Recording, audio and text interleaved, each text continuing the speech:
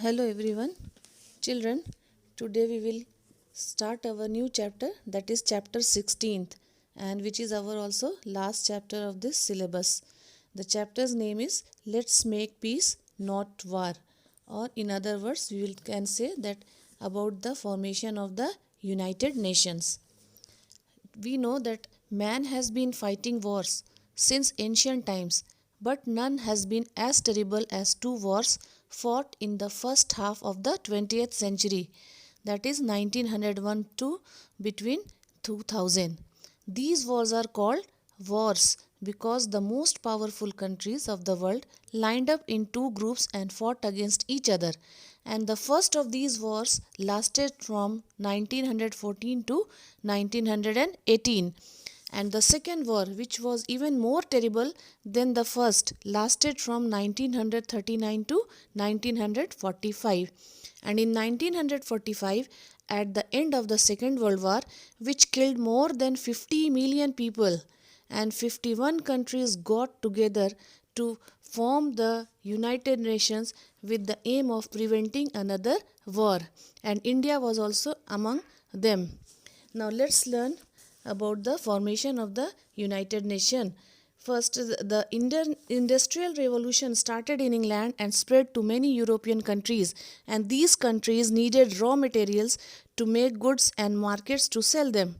Each country wanted to exploit the underdeveloped countries of Africa and Asia for their resources. Thus, they started colonizing them, and India too became a colony of the British Empire. The fight for supremacy amongst the European countries led to the First World War in 1914, and this war was lasted for 4 years and led to mass destruction of manpower and resources. So, how the UN was formed? Let's learn about the formation of the United Nations. After the First World War ended, several nations of the world came together and decided to form the League of Nations. And the aim of this organization was to peacefully resolve the disputes between various countries through discussions instead of war. However, peaceful talks among the nations fell through and the Second World War broke out in 1939. This war lasted for 6 years, and USA, in retaliation to the attack by Japan on Pearl Harbor, dropped atomic bombs on Hiroshima and Nagasaki. This led to destruction on an unparalleled scale, and the countries of the world decided to come together again to prevent another world war.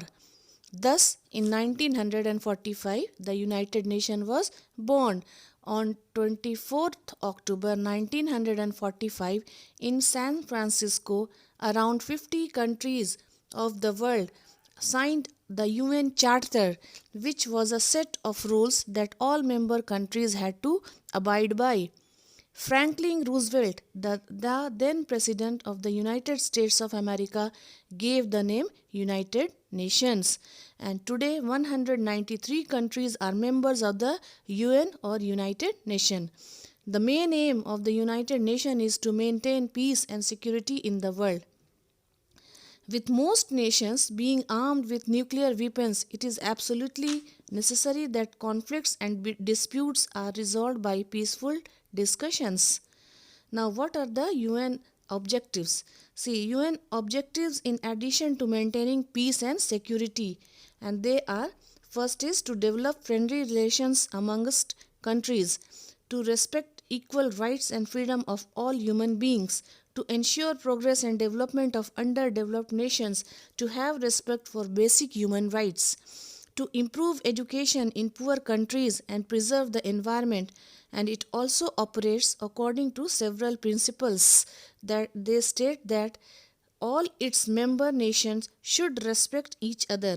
All members should adopt non-violent means and refrain from the use of force or threat. And all members should help the United Nations or UN in its every activity and mission. The UN addresses many problems like international problems, terrorism, civil wars resulting in refugee influx, economics crisis, and unequal wealth distribution. between the rich and the poor countries.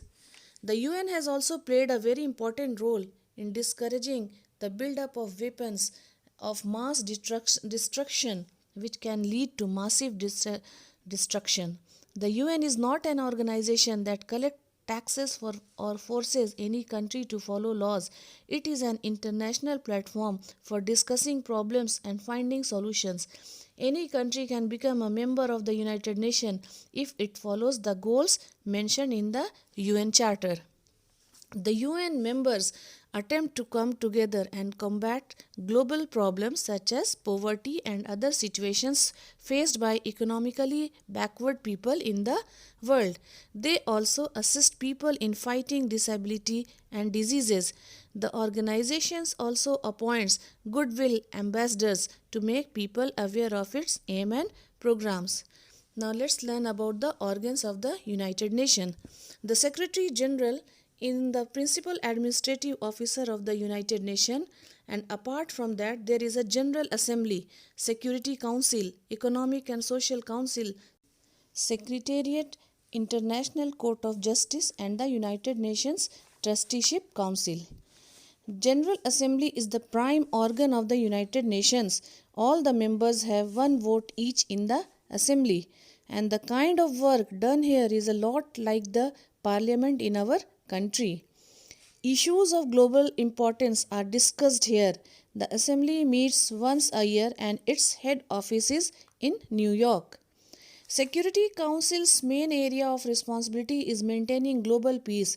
It has 15 members and 5 among them are permanent members, and the other members are elected for the term of 2 years each, and United States of America, United Kingdom, France, Russia and China are the permanent members of the Security Council. The main responsibility of the Secretariat is to maintain and records and execute the daily functions of the United Nations or UN. Its head is known as the Secretary General. It also tries to make sure that all the policies created by the UN are followed properly. So children, today we will complete this much only, and in the next session we will complete rest of the topics. Till then, take care. Goodbye.